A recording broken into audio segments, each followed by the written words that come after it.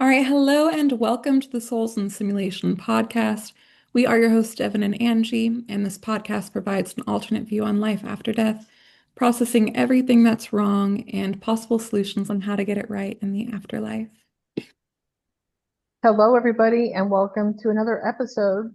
We have the pleasure today of having Mr. Mike Martin on. His channel is called MyDarkExplorations. Many of you are probably already familiar with his work, but we're going to start off and just ask him to give us a little bit of his background and how he came to the conclusions that we all have, that we're all in fucking hell. And sorry, I'm starting off our first few minutes with an F-bomb, but there's no other way to describe this place. But go ahead, Mike, take it away.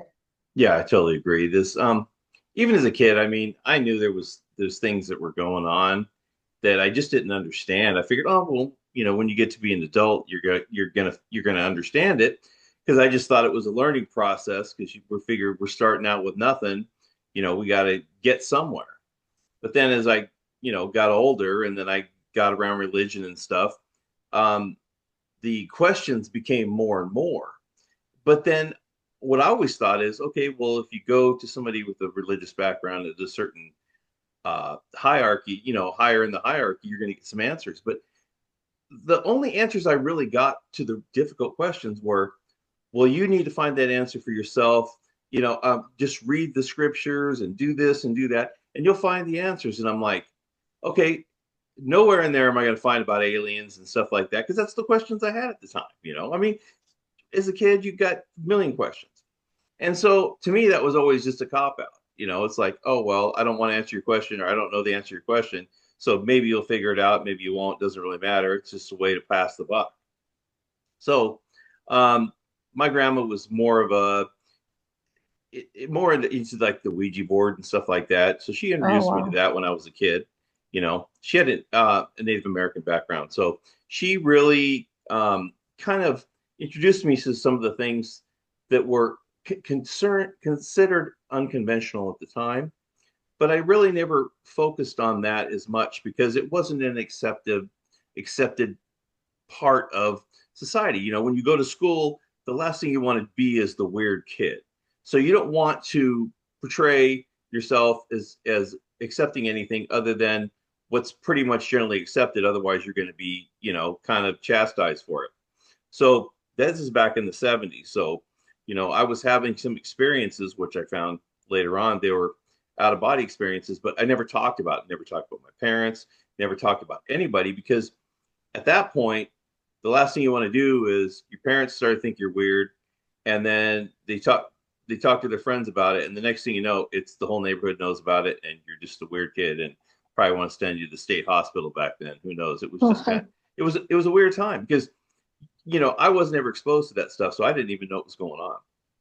So get older, in my 20s and early 20s, and that's when I had the Time Life series of books, and it was about had the mysteries of the unknown, which was really intriguing. That's how I got introduced to out of body experiences through the mention of Robert Monroe, Journeys Out of the Body, his first book. And as soon as I read that, I'm like, I'm all in. I'm going to check this out because I had kind of pushed back all the memories of all that stuff when I was a kid. I just didn't really, it was something there, but I just didn't recall it because it had been so long ago. So once I started working on it, and once I had my first one, I realized that's what I was having as a kid. But it took me a matter of about 11 months in order to become successful with my first controlled out of body experience. I used the technique. I don't remember if it was Robert Monroe that suggested it. I think it was another book. And it was basically using lucid dreaming as a gateway in order to gain access to the astral. And that's what I used. I tried the Robert Monroe's, where you lay there and you go into like a paralyzed state and stuff. None of that worked for me. Didn't even feel right. For me, you can usually tell when something's going to work for you or it's not pretty early on. So what I did is I invested some time into it. It didn't work, so I went to the lucid dreaming. So the first point of it was to question your reality all the time during the day. Look at it like an object. Doesn't matter what it is. Look at it, turn away, and turn back. And if the object had changed within that time, so if it was like a chair, you look at it, you turn away, and you look at it again. If it had changed, and you're in the dream state, because the dream state things change really rapidly. Mm. So, and you'd ask yourself, am I dreaming at the same time? So I was doing that like maybe 50 times a day once I got really rolling on it. Set my watch alarm because we didn't have phones back then. This is in the um, late 80s, early 90s. And so we didn't have that. So I would just like, and then eventually I started to remember, ask myself, and I would just do it automatically, just all the time, just constant. And so what it's supposed to do is it's supposed to trigger your subconsciousness or whatever, so that when you're in that dream, you'll ask yourself the same question, and then you'll be triggered. And then once you realize you're in a dream, and you can you can tell yourself in your mind that you want to have an out of body experience. That was the whole idea. Well, something caught me in a dream about 11 months after starting it. And then as soon as I thought to myself, I want to have an out of body experience, I was pulled out of the dream, and I'm on the side of my house, and I'm floating above the ground, and over one of my vehicles is below me. It's in I think it was December. It was cold. I could feel the cold, but I wasn't cold. And I knew I was in two places simultaneously. I could feel myself in bed, and I could feel myself outside. And so I knew I was experiencing the astral. I knew what was going on. And my first questions, the first things I did was question myself about, how do I feel? How far can I see? How wide can I see? How different is my vision? How's my thinking? Um, is anything changed around me? I just thought of every question, and I just started going through everything because I didn't know how long I was going to be there.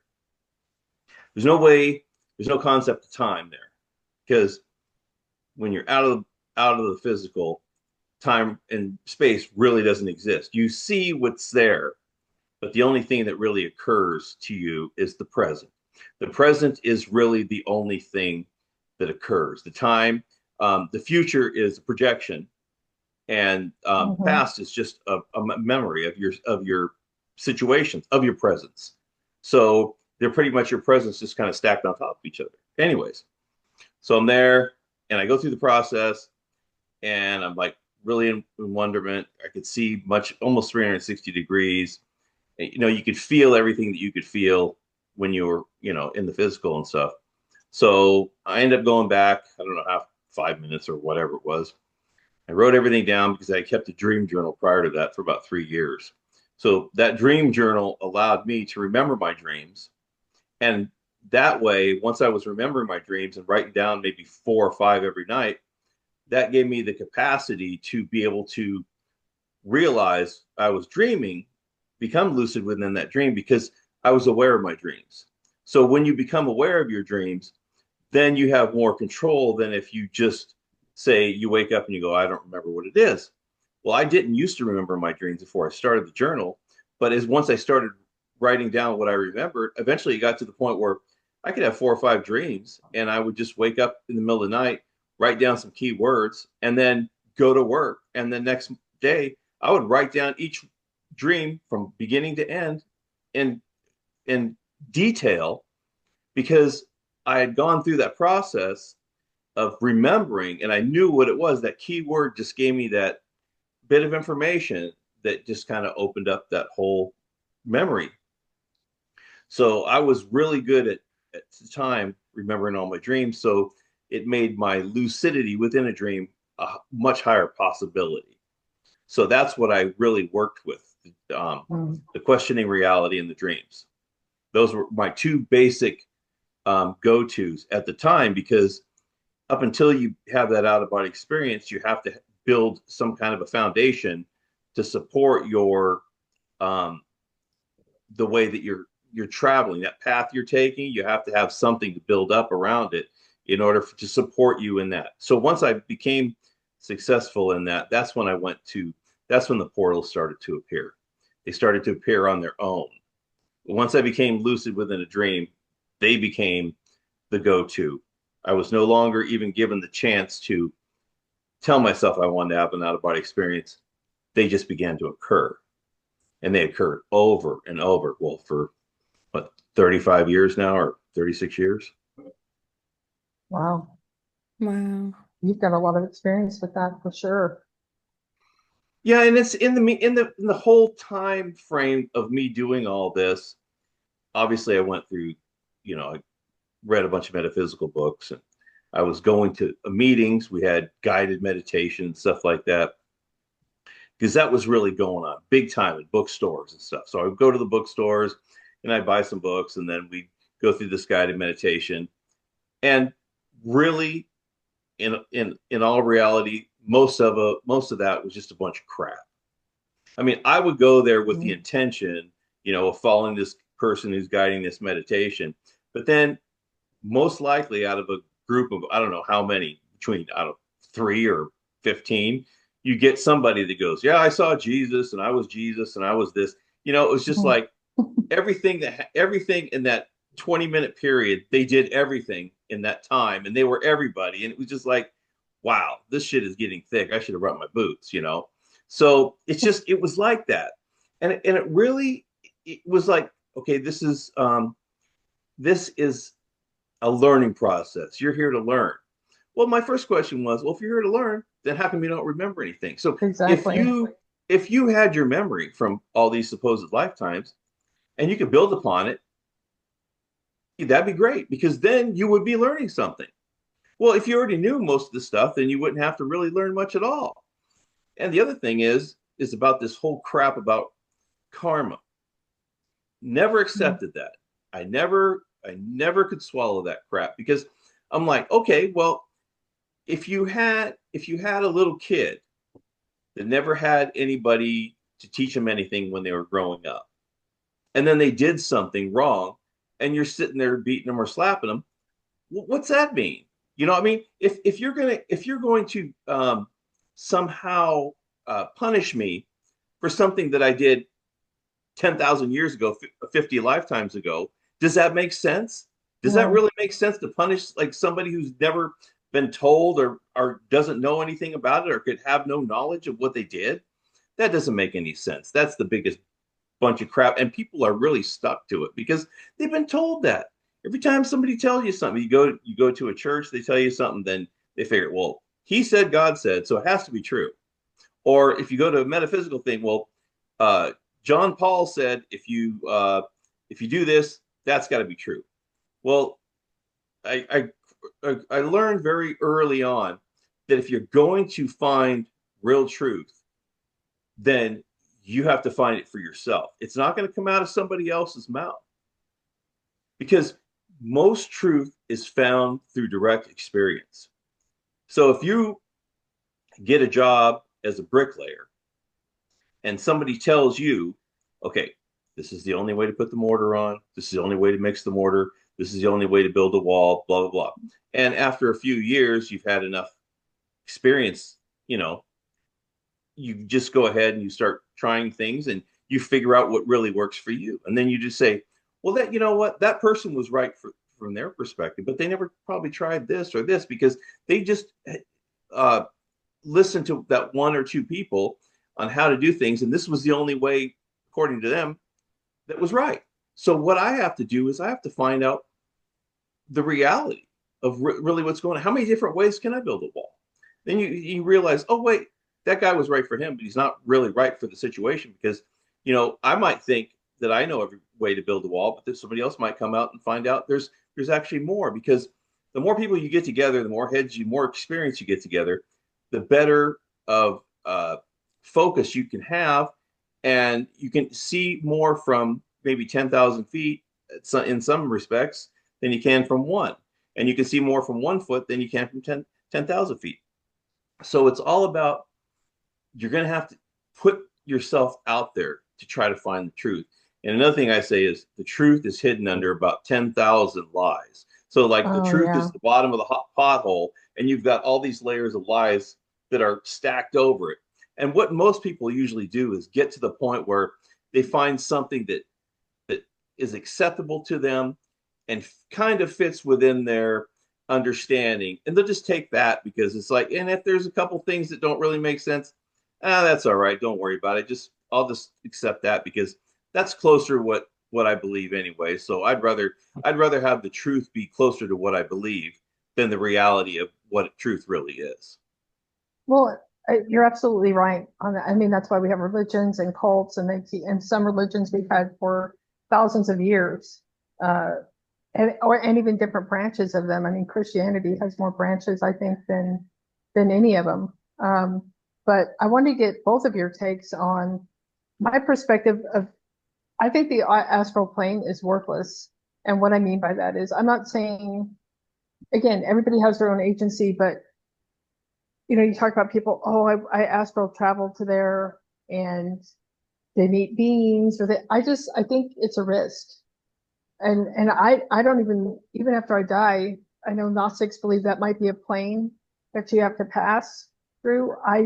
For me personally, I think you could get lost there if you don't know, you know what I mean? I don't know. I don't know what your take is on it. I don't know and I don't think it's ever really benefited anybody. I don't think anybody's come back. I mean, you've never actually, even on your podcast. Now, I haven't seen all of your videos, but I watched a good many of them, and I don't think you've ever came from the astral plane and said, "Hey, I had this epiphany." I don't think you've even claimed that you've had anything good come out of uh the experience of being up there. My interpretation of the astral plane is the earth is the prison and the astral is the prison yard. People finally Mm. get to the point where they can get into the astral and they think, okay, I've finally escaped, I've gotten past it. But what they don't realize is the same guards that are in the prison are also in the astral. The same Mm. manipulation that's on the earth is, it all comes from the astral. It rains down from that level, from the non-physical into the physical. So that's where all of this junk comes from, all the supposed demons and stuff that are feeding the information down to earth for us to keep producing. They're in charge of what we would call our politicians or world leaders or No, whatever for they are. sure. That, yeah, they're praying to these demons, which well, I tell people, I go, if you see something in the astral, it has the potential of being anything.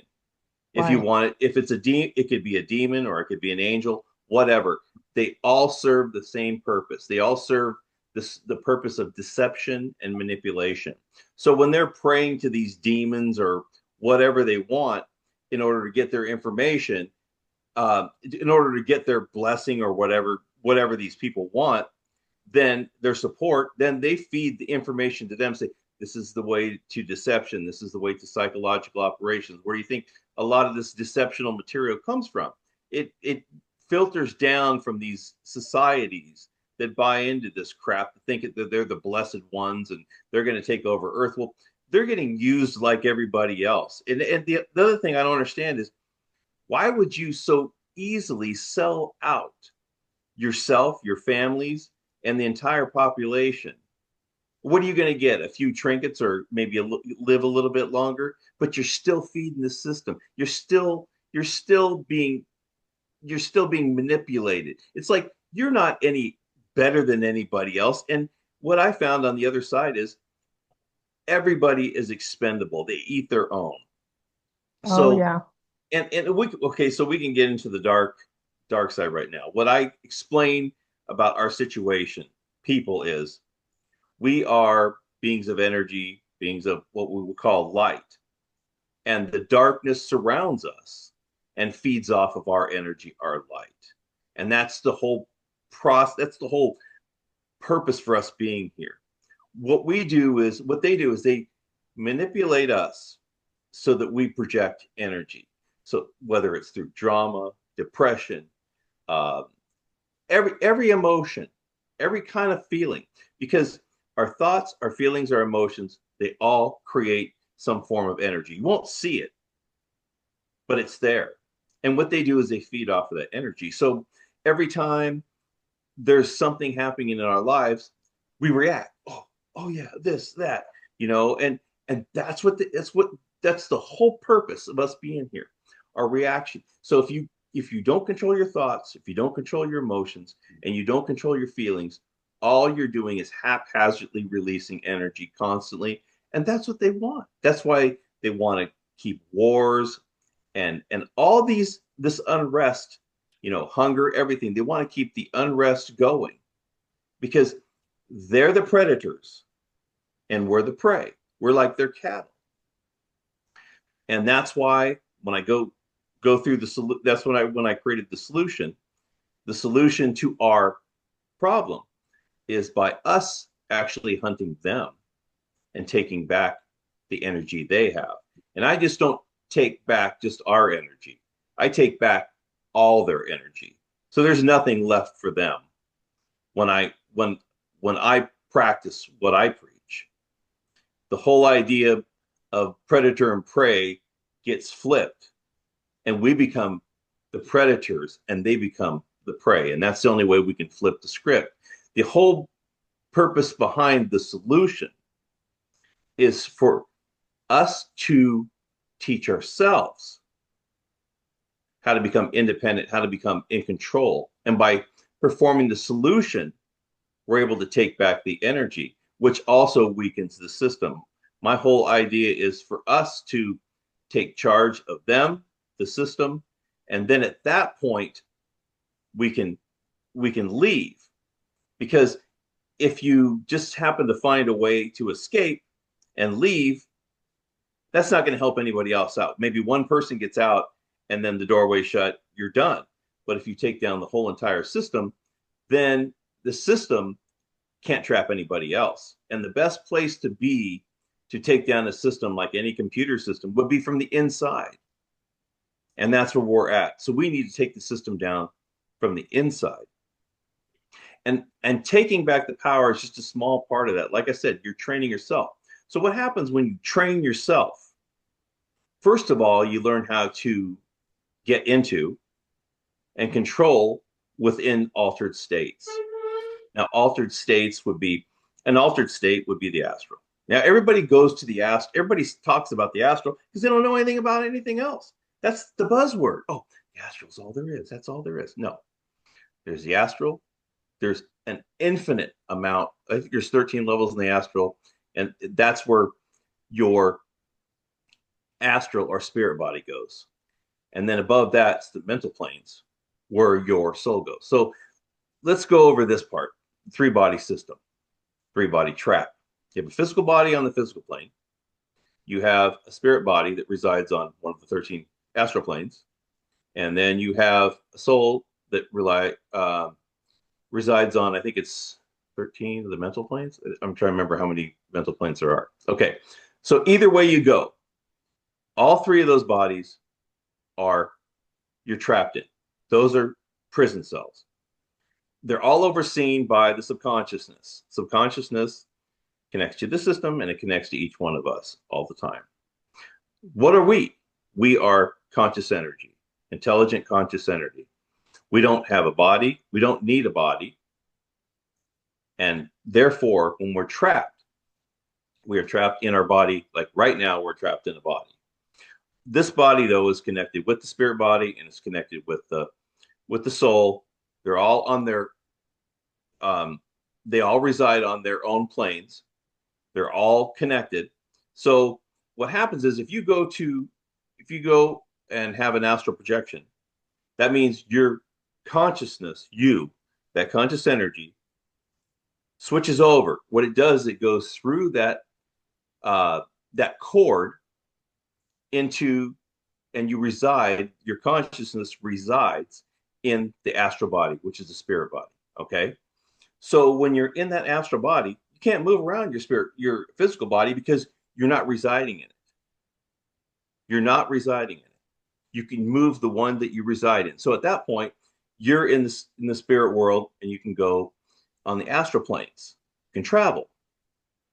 Then when you return to the physical body, then you can no longer be in control of your astral body because your conscious energy has went back to the physical body. Now, if you go from the spirit body into the soul, then you can't control your spirit body and you can't control your physical body because you're in your soul. So what happens is you're switching between three containers that are all interconnected with these tendrils or these cords. You can only be in one at a time. And those bodies can't be, you can't manipulate them or you can't move them around unless you happen to be in them. So it shows you that you have to be in them, each one of them, one at a time, in order for you to animate them. So it's just when people say, well, it's our soul, it's a soul trap. No, actually, the soul is part of the trap. The physical body is a trap, the spirit body is a trap, and the soul is also a trap. And the subconsciousness, which overlooks, which I call the enemy from within, that oversees everything. That's part of the system. That's how everything is known what you're doing because it's all connected. So when people go in the astral think they've escaped, you've just moved from one body to another. You're not anymore free. You can only go so far, and with the soul, you can only go so far. But with your consciousness, with your conscious energy, now people think they need to do astral projection. No, you don't. You can go into different states of consciousness, which means you can do it from right here. You can do it right now and don't have to have a body to do it. The way that I discovered originally was utilizing portals. I didn't bring them around. They came around. I just knew that they would come around, and eventually I learned how to open them on my own, but it took many years and they just stopped. So I figured, well, I have to figure out a way to do it because now nobody's starting it for me or it's not starting. So I have to figure it out. Well, I figured it out. And I also figured out that when we have a daydream in the middle of the day, whatever time it is, you have a daydream. And the daydream state is very, very similar to the dream state. I mean, they could really realistically be considered probably the same because you're having the same type of brainwave activity and you're also having the same type of experiences. But what I also discovered is when you're having a daydream, there's something going on behind that daydream. I discovered this about 12 years ago while I was driving.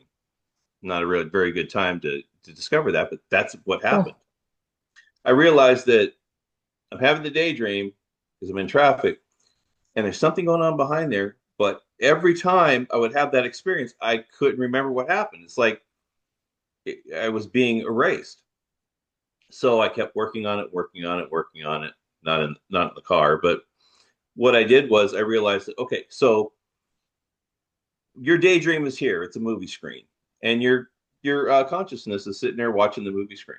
Okay, but behind the movie screen, your subconsciousness travels behind the movie screen because this is just to keep you occupied. This is just keeping your consciousness occupied. The subconscious goes behind and travels to different alternate realities and different dimensions. And what I trained myself to do is to stop watching this, become lucid within the daydream state so that my consciousness could tag along with the subconscious and see what was going on.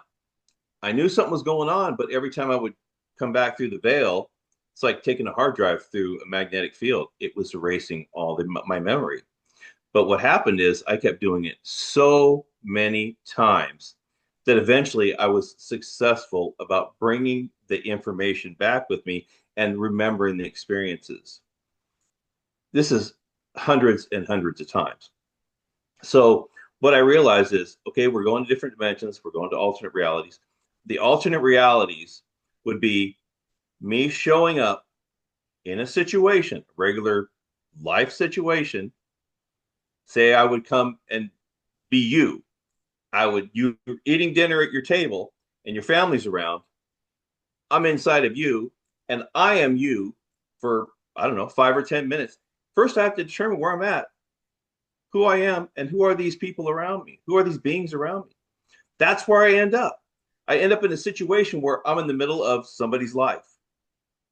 And by the time I usually figure out where I'm at, what's going on, then the session is ended. So what happens is, and I'll go into that in a minute. Then there's other dimensions where you go somewhere, and immediately when you get there, you're either somebody's speaking to you, or you're having an experience, but it's not like a human-like looking thing. There's just different beings, and then you come back. Most of the data that I thought was going to be groundbreaking was general bullshit. It was just like nobody telling me anything. It was like, why would I think it was so great? I thought it was going to be great. Now that I can remember it, it wasn't great. But what found over time is it's not the information they're giving me, it's the experience and the connection, which was teaching me something that if you look on it from the surface, it would look like there was nothing, but you had to experience it enough over and over to find out this was something. This is where the value is. It's not in the information, it's in the experience and it's in the connection. Well, I don't know about you, Devin, when you meditate, what's your experience like? Have you had out of body experiences or anything like that? So for me, I have not really been out of body that much. I tried multiple ways to project my body out and lucid dream or astral project. But I could never. I was doing the steps that he was mentioning earlier that he also failed at doing. Um, so I never did. But whenever I go into my unconscious energy, that trance that he was talking about earlier, the subconscious, um, everything does feel so expansive and open and wide that I think um, I should work on that more to um, travel. Yeah, my meditation has been like when you called it, you said I'm at 0 point, but I don't have anything coming in. I don't have I'm not traveling anywhere. It's just blank. It's just everything's blank. But here recently, since I've started trying to do the work that with the solution that we talked about, Mike, I'll see myself on, and I don't know if it's a combination of Mike's videos and our Saturn episode, but I will see myself walking up to the black cube and it's all windy.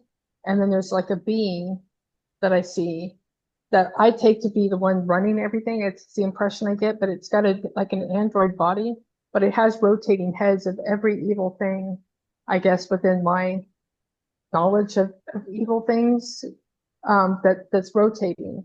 And then that thing, I'll see it, and then I'll start going, yeah, every piece of energy that you've taken from me and from others, I want it back. You Well, give the energy back. yeah, what I found is a lot of times, okay, no matter if I'm a different dimension or an alternate reality, and what I was going to say is when we're through the daydream state, once we use the what I called the glimpse state, which is why I caught glimpses of what was going on behind the daydream. That's what I call the glimpse state. And what I'm doing is I'm going into a daydream in essence. And at some point when you enter the daydream, you lose consciousness for less than a millisecond.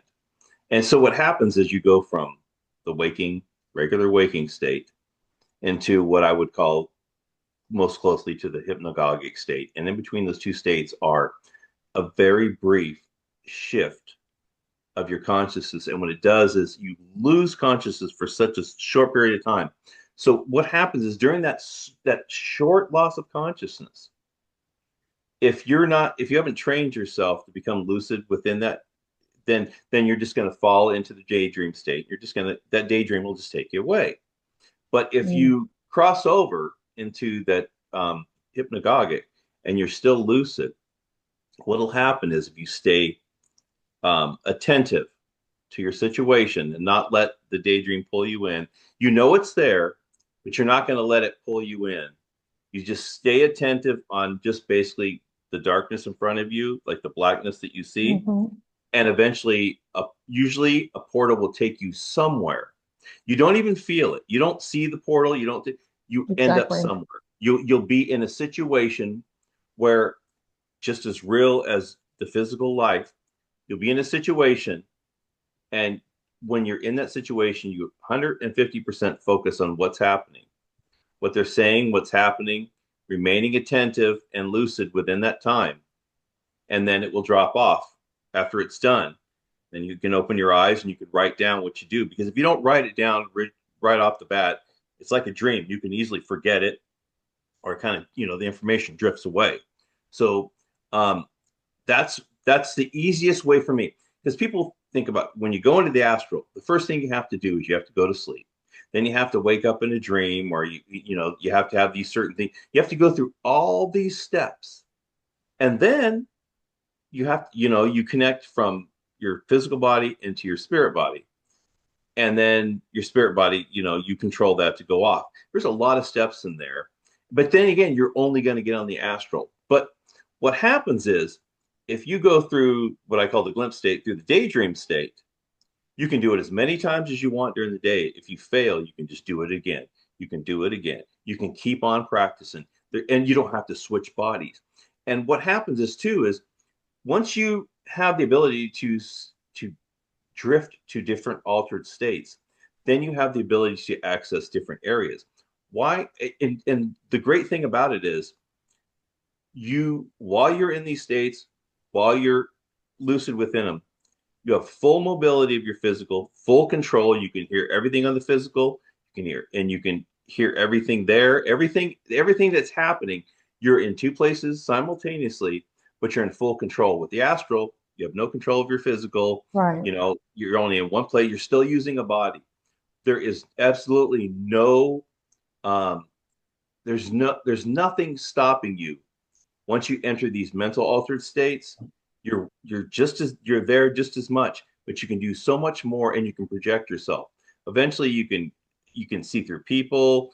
There's so much that I can't even explain, but it's just like it's unlimited. And I think for us, that's the easiest way to escape, because we have so much more potential in doing it over and over, or just getting one or two chances at night if you're lucky. And then if you fall asleep, then you're screwed. But Right. if you get good at the glimpse state in the daydream, then you're also better at the dream state, because they're so similar. It's controlling your attention in between those two states. And it's the same thing at night. When you go to sleep, before when you're dreaming or whatever, it's that switch over. So when you switch over and you go from one to the other, you lose that consciousness for that moment. And if you're not good at catching yourself, then you will fall victim to it every time. What, and I know I asked you this in email, but I mean, the fact is, none of us know when when our ticket's going to get stamped to get out of here. Do you have any theories on, do you think I've heard some people saying that they'll hang out. Maybe they don't go to the light, but they'll just, um, until they can figure out a solution. Do you think people who pass, if they can stay out from progressing on to getting recycled, do you think that those people from within, outside of their body before they get reincarnated, do you think we can do something in an in-between state if we were to die? I mean, what's your perspective on that? Well, I think once you die, then you're kind of going along a path, kind of like it's probably a path of it's like when you're on a conveyor, you're only going to go on the conveyor. You don't have any control, I don't think, at that point, other than the fact that you have input. I'm sure at some point there's something comes around. But one thing I also wanted to bring up, the ones who work in the astral or whatever, those, I believe they're just as much of a prisoner as we are to the system. Oh, I see. And so what, and let me put it this way. So you got people on Earth that really do care about their families and stuff. Say maybe politicians. You might have a really good politician, really good guy, but you can't take a bunch of healthy fish and throw them into a poison pond and expect them to make the pond any better. What's going to happen? They're going to get poisoned. That's what happens to politicians. They're throwing them in a poison pond, and they're forced. If you want to do this, and if you want to support your family, and they threaten them, Right. then you're going to fall in line. So no matter how much they care about their family, or they care about their country, or whatever, they're going to fall in line, because they understand that the situation for them is dire. If they don't play along, and that's the same, I believe, same situation. It seems kind of far-fetched, but I decided at one point I was going to try to contact some of these entities, and try to find out if they'd be willing to work along with this idea. This is a couple of Right. years ago. So I worked on it. Finally, I was able to get together with a couple of them, and it was shut down immediately. It just like it's like trying to put something on YouTube that's not accepted. It was shut down immediately. It was overthrown. You can't bring up anything there that's going to be along those lines, because apparently the way everything kind of went, that yeah, they were on board, but it was shut down immediately. Once we got together, it was done. It was over with, never to be repeated again. So that's why I believe that they're in a similar situation, that they don't feel that they have any choice in the matter. They're doing their job, and that's why a lot of people on Earth are doing this job against us. So, I can't say that I blame everybody, because when people say, "Oh, this is an evil part and this is a good part," and I try not to look at it that way, for this simple fact: for years, I had experience with these. I call them the dark ones in the dream state, and I've also had experience with them outside of the dream state. If you're around them enough, and so many times, you begin, because what happens is when you have a portal experience or you're around these beings, there's an energy exchange. It's not on a level of understanding. It's like, okay, you're connected with this, and you kind of understand a little bit about them. They kind of understand a little bit about you. I don't know how to read it as well. I'm sure they probably understand way more about me than I could ever understand about them. But that's just the way it is. But I was around them enough to work over and over. I'm like, I got to a point where I'm like, I don't really like the way I'm thinking right now. I don't like the way that I'm thinking, because I think I'm thinking like them. I felt like, now I feel like I don't care. Why do this channel? Why it was a completely negative effect on me. And I had to just, for about a month, I didn't do shit. I didn't do anything, because I was like, I'm not in the right frame of mind. It's not something I can really explain, but this is not me. This is not how I am. Right. So I said, okay, this is an experiment. Let me ask questions that I would ask and answer them the way I think they would answer them, because I was thinking too much like them. I didn't like it. And the only thing I can contribute to it was because I was exposed to them so much in the energy exchanges, is that I had a very good reference of their thought process.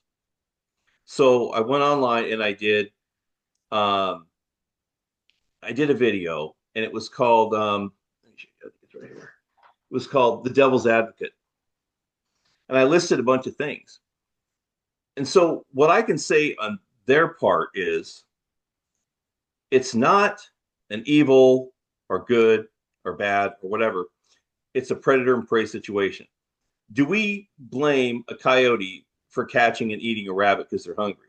No, we don't. We don't say, well, that was bad. Now, what happens if the rabbit turned around and bit the coyote? Would you say the rabbit's bad now? I mean, you have to look at it from different viewpoints and the reality of, say, the animal world.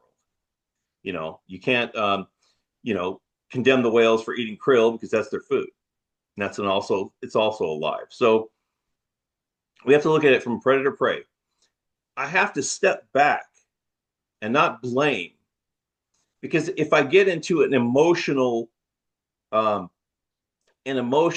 relationship with them, then it's going to change everything. So I have to look at it from a perspective of understanding and realization.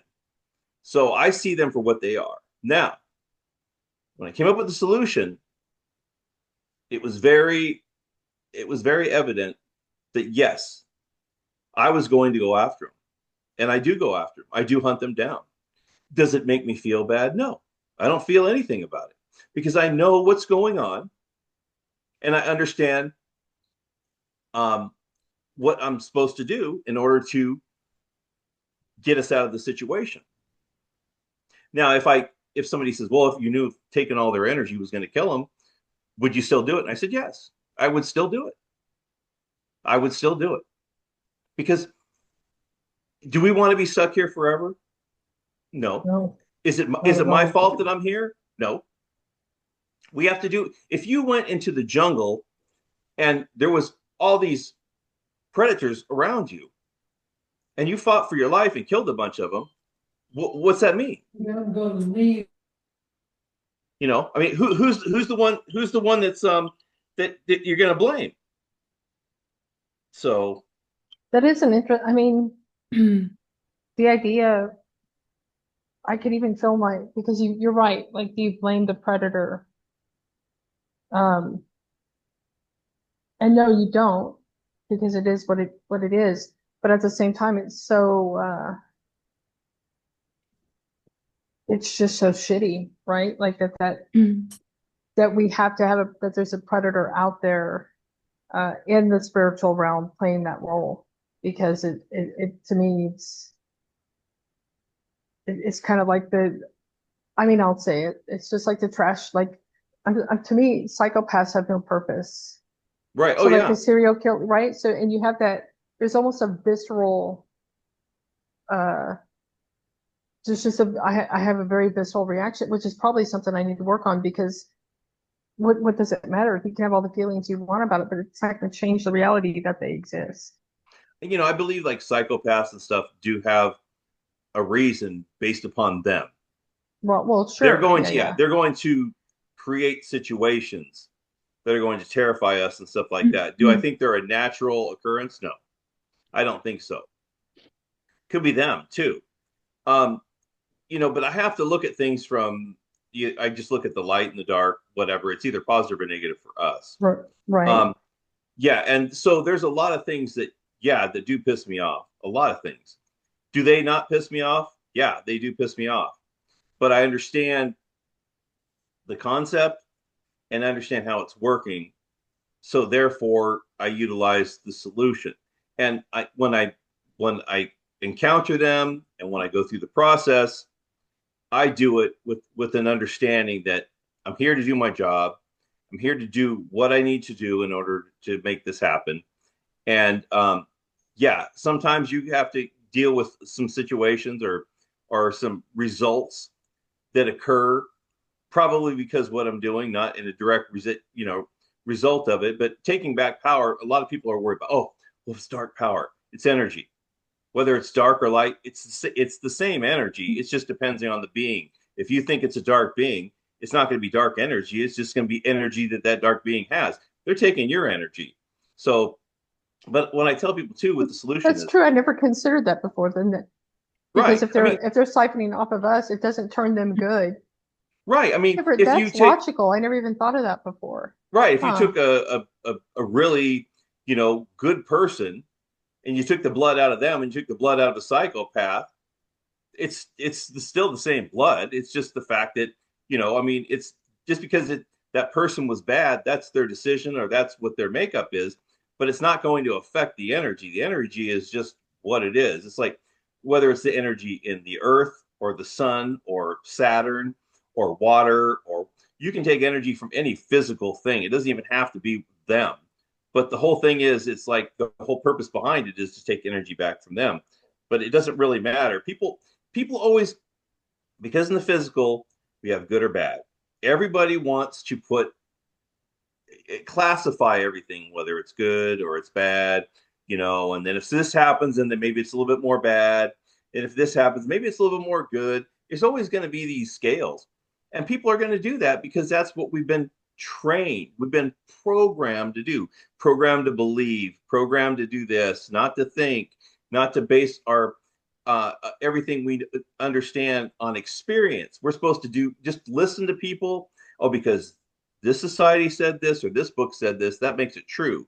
Not because what you've experienced, it's a direct contradiction of what you experienced. So that what you experience isn't true. It can't be true because we said so. So we're in a psychological operation, a giant psyops. This whole thing is a psychological. It's a psychological attack on us. So what we're going to do is we're going to turn the tides. First of all, we're not going to buy into the psychological crap, and we're going to turn the tides and do our own thing. And independence is not something the system wants. They don't want us to be independent. They want us to believe our own experiences. There's so many things. And once you go through the process of altered connection with different states and stuff like that, it expands your understanding. And I can't say how it does it, but it does, because what you're doing is you're looking inside and you're exploring in our normal, in what we would normally be exposed to. We're not physical beings. We're not normally physical. So we don't, right now, we're not focusing. We shouldn't be focusing on the physical. We should be focusing on beyond that, inside, trying to figure out what's going on, seeing what's happening around us, understanding what's happening around us. And then once you see, and then eventually you will start to begin to understand, and then you'll be able to see the psychological things that happen to us, and we can maneuver around them. Right. Because once you begin to accept some of the things that you know that are true, then you will begin to change. Sure. I agree with that wholeheartedly. Are you seeing on your channel, are you seeing, because I've heard you talk about if I could just get people to do it. I'm hoping when people watch this, we've had a lot of new people on our channel.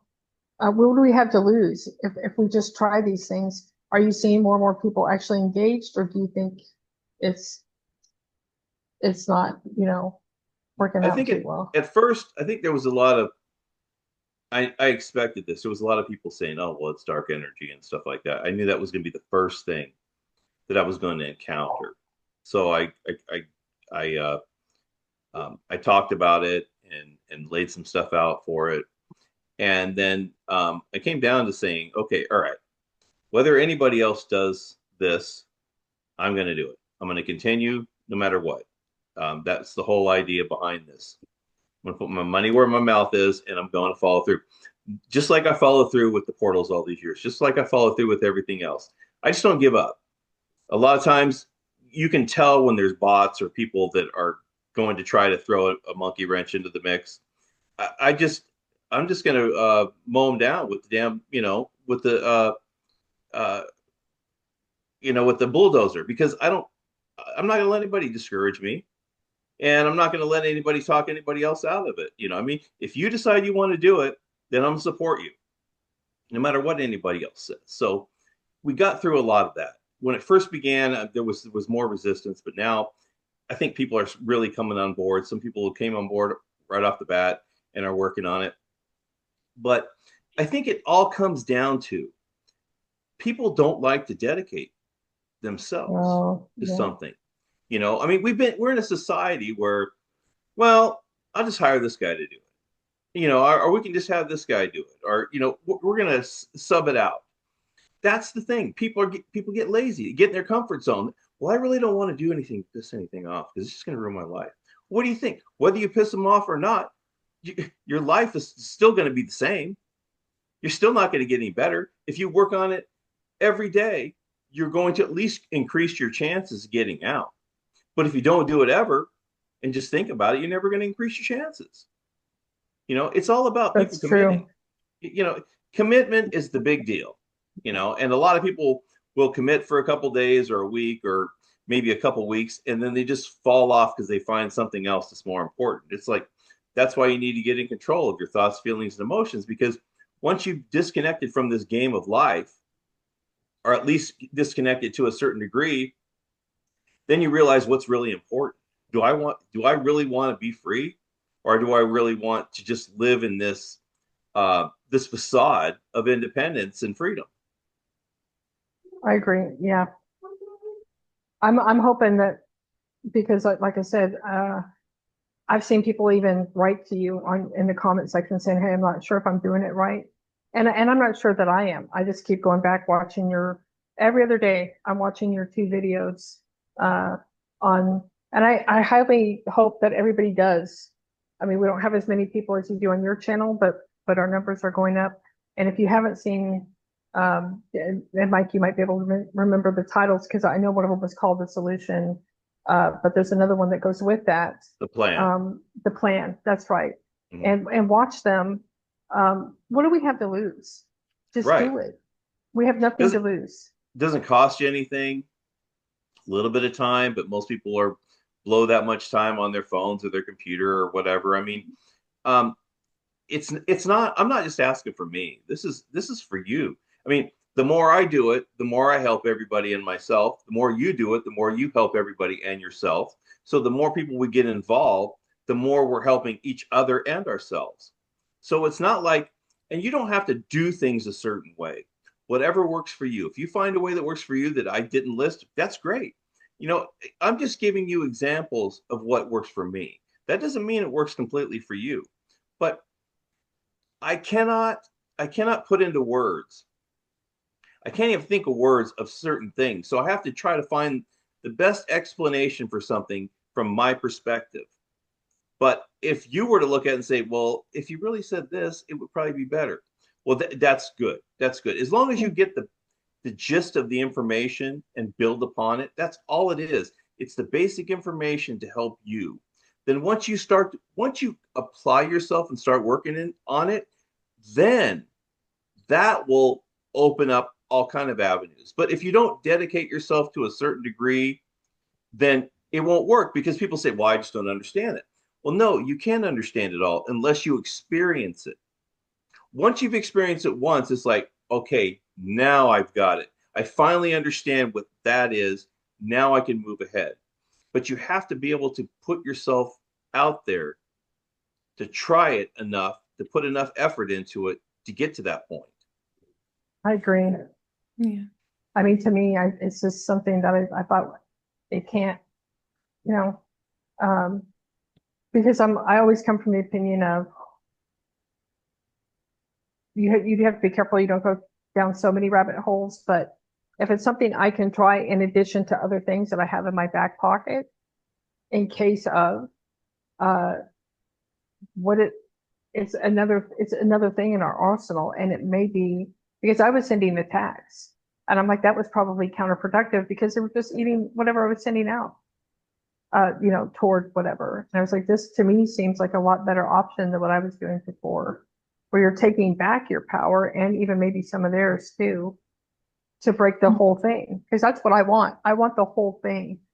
I've been very adamant because and again, I have to work on the emotion of anger at what I realize I'm in, that I've got to deal with that so that they're not feeding off that. But that was my take when we first started this channel. It's like I'm so angry that I've wasted my whole life in lies, just lie after lie after lie. And now that I know where I'm at, it's infuriating. And so I was sending a tax out, and then I literally came across the plan and on your channel, and I was like, yeah, that sounds way more productive than what I've been doing, because I was probably just feeding them more. Right. Well, I mean, you get over the anger. I mean, that's part of the whole process of what it is. But I think for me, the part that got me over the anger was the fact that um, the, being around them and doing this for so long, the excitement of the connection and all this stuff is just not really there like it was when I first started. And I'm not, and there's no like rose-colored glasses I wear. At first, maybe I was wearing rose-colored glasses so that I saw things in a different light because I was so excited and it was so new and everything. It was great. But then once I had done it enough times, it was like second nature. It was like going to work, you know. And and then the longer you're exposed to it, you begin to understand more. And then what happens is eventually your feelings will just, when you're in those states, they just drop off. You Mhm. just you don't have feelings, you don't have the emotions, and you're there. You're present and you're there. You realize I'm here to do a job and this is what I'm going to do. It's almost like if you were a hunter, you're hunting maybe elk or something like that. You're going to go, you're going to hunt for food and you go out there, you find your elk and everything like that. You calm yourself and then you do what you got to do. But it's not you're not there to kill something. You're there for food or you're there for a reason, And a lot of people who hunt and stuff are there and they really appreciate the fact that the animal's there giving themselves up. And that's the way it works. But what you have to do is you have to look at two from their perspective. And it's hard to do it. But when you look at it from their perspective, you kind of understand, like it would be thinking as the wolf, to the rabbit. The wolf is hungry. He's going to eat the rabbit. That's what he's got to do, is he's got to hunt him down. And Well, because that, they can't exist without us. Is that correct? right, I mean, that's right. what I've heard. I don't Yeah. know. So if you take everything away from them, there's no reason for them to be here. But I do believe part of what we expel also um, also powers the whole system that keeps us encased in these bodies and everything. And once you take away the power for them and the system, then there's nothing to encase us and hold us in there. There's obviously something, some kind of a technology or power that's keeping our consciousness trapped within these bodies and Okay, keeping guys, us within this. I'm gonna go way outer limits here, but why? Okay, so do they have to? And maybe you don't have the answer to this, and I don't know what Devin's take is on it. But why does it have to be negative? Could they also subsist?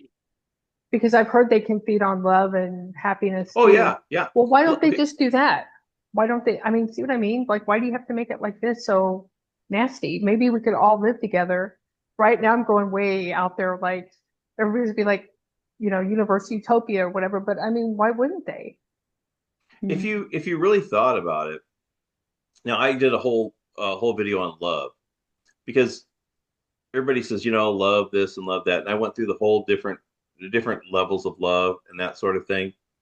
Well, I think what they did was they got to a certain point, and this could be the 700 billionth time that a society's gone through here. I mean, who knows how many societies were before us?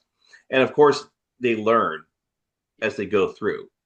They might have even tried the whole love thing, but I'm sure it does. There's the payoff's not there, because I mean, instead of okay, imagine how much energy is created by war. Okay, Oh yeah, then how much you're going to create from a love fest? yeah. I mean, really? I mean, it's the level of that is not going to be the same. I'm sure, love and other emotions are going to feed it, but you're going to get more from drama and hate and division and indifference. They know where the payoffs are at. It's like you go to Vegas and they know that there has to be some type of payoff in order for you to keep coming back. I mean, there has to be some chance for you to win. But you know that when you go there, the chances of you losing are to be much higher than you winning. Because if they kept giving to you, you're not going to get anything. I mean, they're not going to be there they have to have some sustenance. So in my interpretation, I would say that there's way more in the negative side than there would be in the positive side. Yeah. I mean, and also when I talk about, like when they build up civilizations, every time a civilization gets built up, it gets up where people are, they can become wealthy, they can do this. There's a certain level of people are going to be wealthier than others, and they're going to get to a certain, height. And then like the Roman Empire, it just goes down. You're going to reach a certain pinnacle, and then it's going to deflate. Well, what happens is when they build a society, the triggers for its demise are already going to be internal. So it's going to Oh get to a yeah. certain, yeah, it's going to be getting to us. So people are, oh yeah, I'm joyful. Most people are joyful, and some are not doing that good. There's always going to be this and that. And then when they get built up, there's a lot of people that are, doing real good. And then when it takes a dump, everybody, whether you're positive or negative, it's all going to go to the negative. So they've got this figured out. It's an logarithm for them. It's numbers. The ones that are doing this psychological operation have got this down to a they're master manipulators, and they have it down to a science that we could never understand in this state, because they know us better than we do, and then they know the whole gamut of what's going on. So anytime they do something, because they've got a plan for it, and it's to benefit them. So that's why they keep us emotionally like this all the time. But it's always more on the negative than anywhere else. They'll build you up a little bit. Oh, yeah, gas prices kind of went down. We got a little bit more money. Oh, we got some raises. We got some taxes back. And then down, something happens. It's a game that they're so good at, we could never understand their level of knowledge of it. Yeah, even when you put it that way. Um, well, just in general, I mean, if you look at uh, just you describing the body, you've got the trap of the body, and then the trap of the Spirit and you know soul. the spirit on the astral and the soul and the mental planes, and then you got this the subconscious. I mean, and I've often said the subconscious is almost completely worthless in a way, as in terms of our functioning life, because all it is it's a recorder. So if you got a bunch of junk that you're holding on to, that's where it's sitting. And so, if there's a lot of hurt and pain up there, you've just got something. It's not making judgment calls. It can't, and it won't. All it is a record. It seems to me, it's just a recorder. Well, what it can do is it can imprint information. It can send you signals. It can tell you, give you a thought. At some portion, it's going to give you thoughts and stuff. Well, I'm sorry, my blood sugar thing is going off. So let me turn this off. Are you okay? Do you need to take You some? need to pause. Yeah, it's fine right now. Okay. So what's happening is this system and the subconscious is kind of like I call it the warden for the prison and the prison yard. Okay. What it does is it oversees everything, it connects with everything, and it kind of contains I believe it instructs all the astral beings and all this kind of thing. It just kind of oversees everything. It's the automation, it's the AI of trillion generations above ours.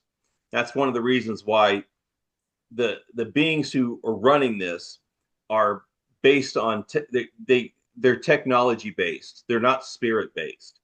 So that's why everything that we do is getting pushed into technology, getting pushed into tech, get pushed into AI, because that's what their basis is on. They're not spiritually developed, yet we are. So that's why they prey on Oh, us. So we're all surrounded by a technology that we could never understand probably because it's too advanced. Now, I say we couldn't understand it in this state. Once we're trapped in the physical, we're we're highly muted and filtered. But once we get out of the physical, then we probably understand a lot more. But yeah, there's just so many interconnected things that we just don't think about on a regular basis. And I think about stuff and I go through my notes, my documentation from years ago to pick up things that maybe I'd missed because you have memories that, say you have an event and there's like maybe five things in that event that were really important to you. But then when you wrote that documentation down, you look and you're like, wow, there's five more that I didn't even see. But you didn't see them because they weren't as important at the time. But now that you've got more experience, and more time under your belt, then you realize those were important points too. But now they're important because you've got more experience. So there's so much that I learned that I'm not going to worry as much about what's happening or how the system's built or how these there's a million questions you can have, but I need to keep it down to a realistic level and stick with the solution and dealing with what's going on right now with helping people get to a certain degree or helping people get connected so that we can get us out of here. Because if I go off on all these tangents and follow all these shiny objects, I'll forever be just running from one place to another. And that's what the system tries to do. It tries to keep you occupied going in all these different directions. You go from one channel to another, you try to get some information. mhm. You might even get the real solution, but you're so busy jumping from one to the other, you won't believe anything or you won't take the time to try it. And that's what I have a hard time. People will skip around. Well, Joe Marshall said this and Tom Smith said this. And hey, I'm not here for them. I mean, I'm here to try to help you. I'm trying to weed it down to what really matters, a solution. When we know what all our problems are, everybody, I'm not going to sit there and talk about all of our problems because we know they're there, but I want to focus on the solution. Let's get us out of here. That's the problem. The problem is being stuck here. That's our biggest problem. Well, and I told Devin right before you came on the call, we were talking a little bit, and she said, Mike's not here yet. And I said, well, I said, I've watched a lot of his videos and I go, he's not a BSer. And he says that he's like, I mean, he's going to give it to us straight. He's going to tell it.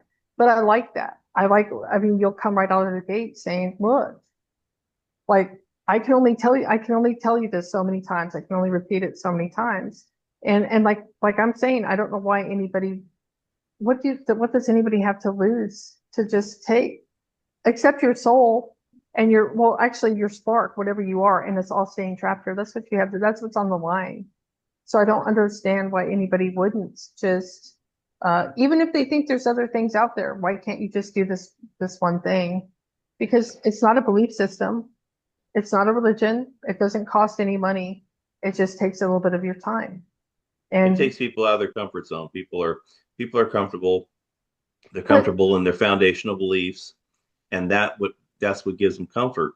I mean, it's that's kind of all I can say when it comes down to it, because I was in that spot. I was there, and I can speak from what it was like, because when I first heard of Loosh, I don't know, 20 yeah, something years ago, I didn't want to believe it. And I didn't believe it.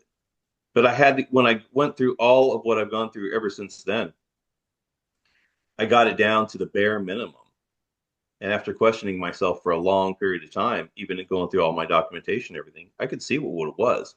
But even if you can see it, even if you hear it, it doesn't mean you're going to believe it or going to accept it. You have to decide at some point it's time to make the choice to accept it, because people would rather live with a comfortable lie than to be told and accept the harsh truth. yeah. PC's dying. Hold on a minute. Oh, Okay. sure. I have like a list of questions. Yeah, let's let you have your go at the questions. Yeah. Mhm.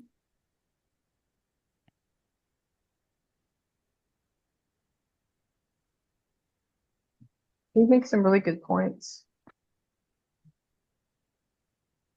For some reason. Do you need us to pause it all?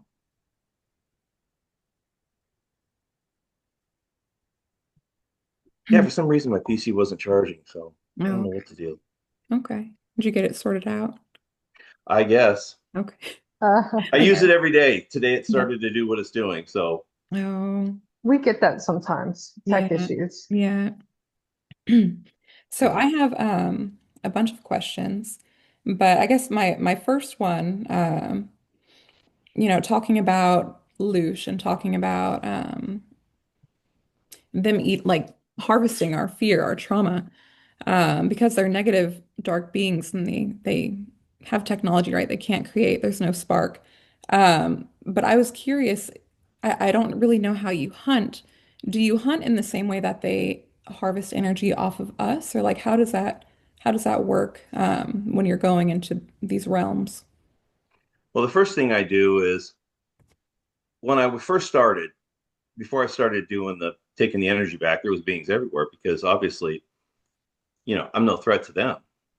Well, then I became a threat.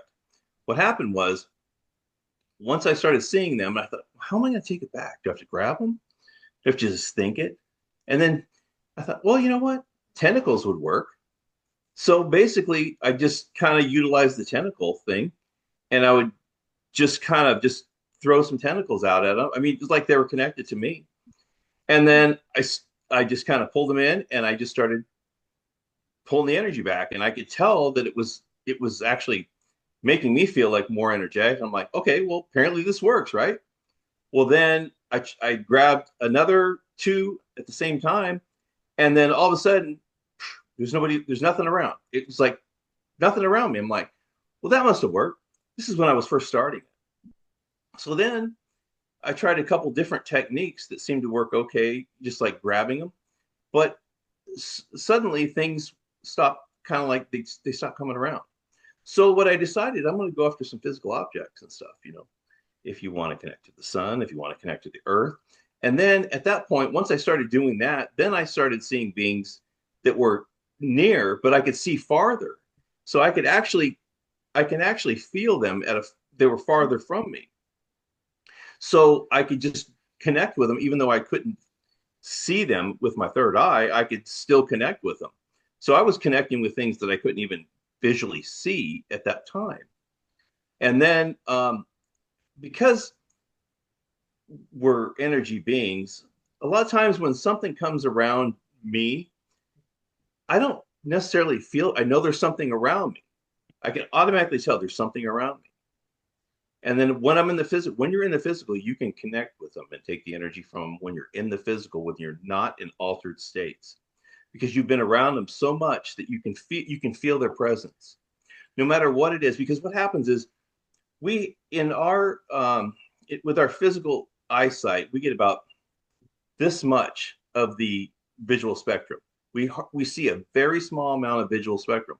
A lot of these beings could be in the physical or been near the physical, but we can't see them when they're there because they're just out of our sight range. But when you're in the third eye, you can see them, but you can still feel them.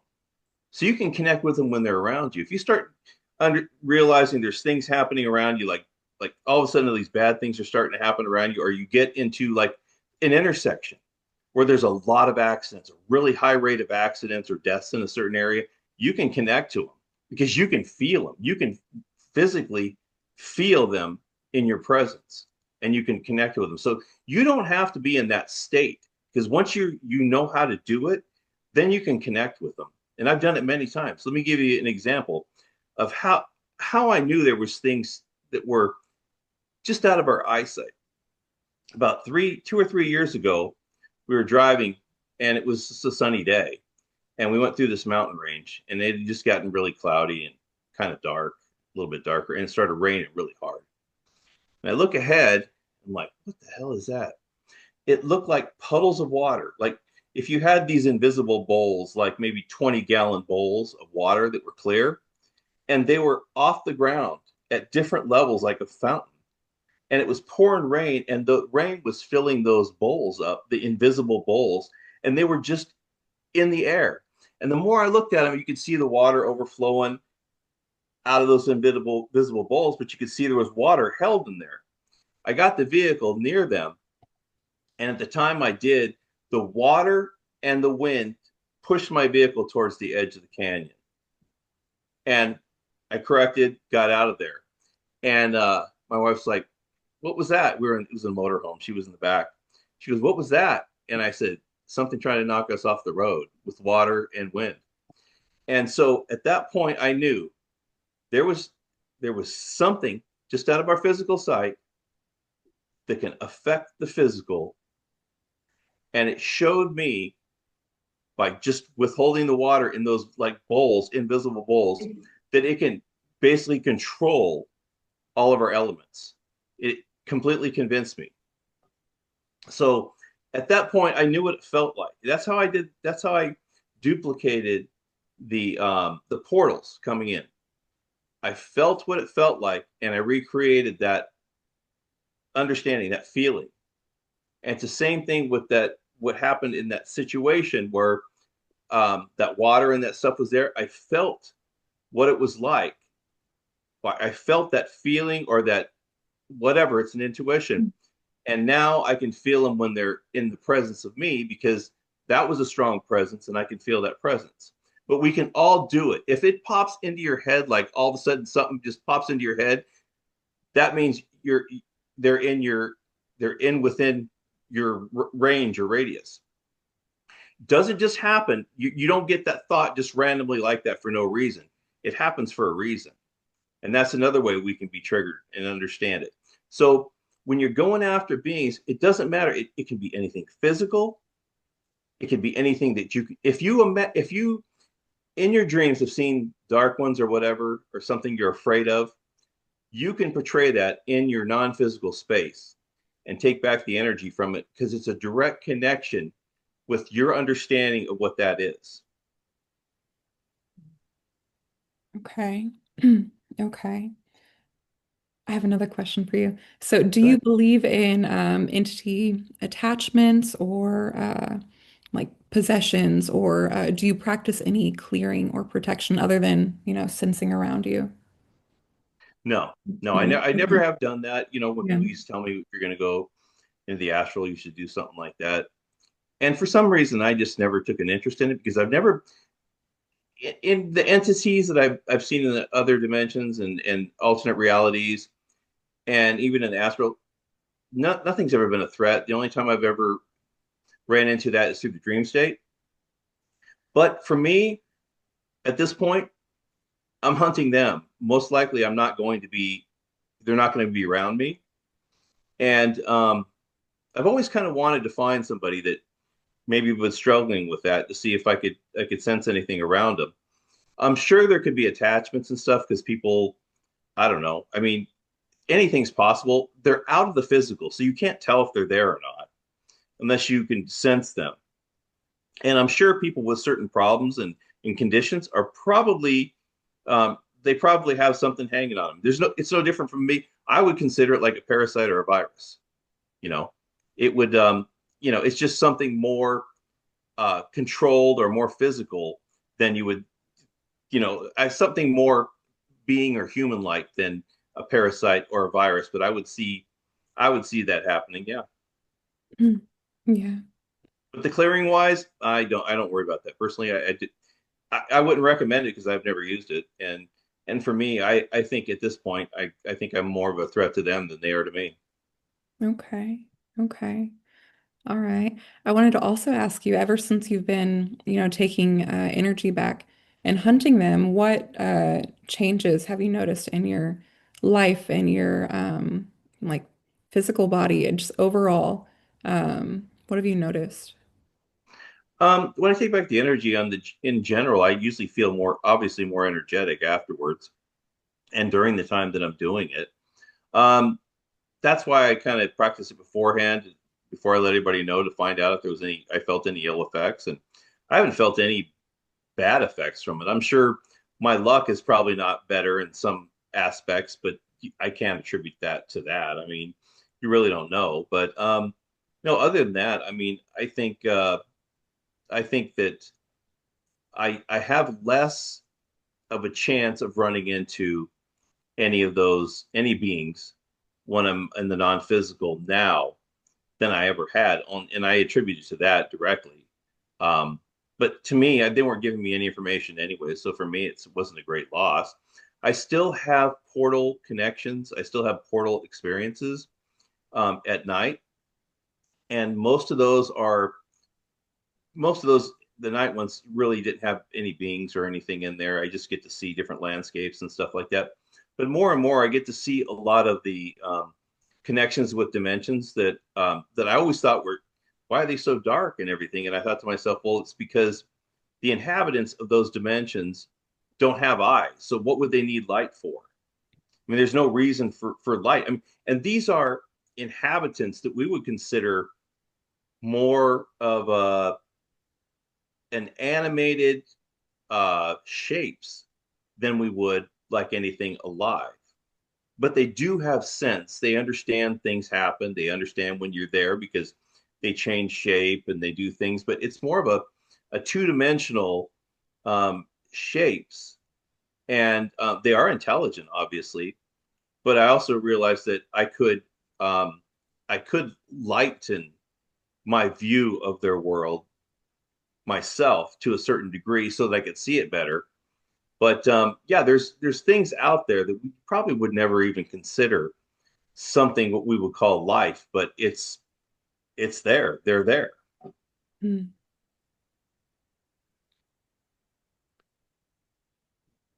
Yeah. Yeah.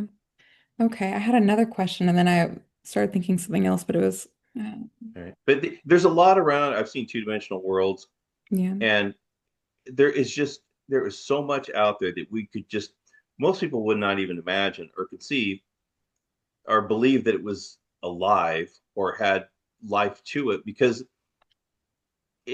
some of it's almost like doodles or scribbles that move around. They move around more like I would consider them more to like an insect type of a movements and structure. You know, maybe that's the way they are. But when I see these things, it's like I said, it was a lot of them are real dark, and I'm thinking, well, how come I can't, how come I'm being shown this if I, but I can't really see anything. And then I put two and two together. I'm like, well, if you don't have eyes, why would it need to be light in your world? Because it wouldn't make any sense. It's just for anybody who would happen to look at it. So, but yeah, there's so many things that we see things with our either our physical eyes or our third eye, and then we can communicate telepathically or through voice and sound.